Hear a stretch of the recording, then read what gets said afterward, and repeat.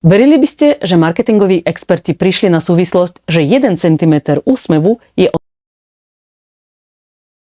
Vítajte, moje meno je Tami a na účte Instaraneky sa čo to dozviete o marketingu. Videli ste tváre modeliek, ktoré prezentujú lacné produkty, sa usmievajú, sú také prístupné a veľmi friendly, predávajú väčšinou masový a lacnejší produkt. Na druhej strane máme luxusné značky, ktorých modelky sa tvária veľmi namyslene, povyšenecky, vážne, priam smutne, priam tragicky. Častokrát sa to spája so sexualitou a nedostupnosťou. Prezentujú luxusný tovar, ktorý si nie každý môže dovoliť. Trojuholník smutku a tam väčšinou na začiatku, keď robia shooting, tak povedia, tak teraz fotíme pre H&M a všetci sa smejú a sa objímajú sa také kamarátske, potom povedia, že Balenciaga, každý zvážne a začína naozaj hádzať takéto pohľady. Čo si vy o tom myslíte? Je na tom niečo pravdy? Funguje to na vás?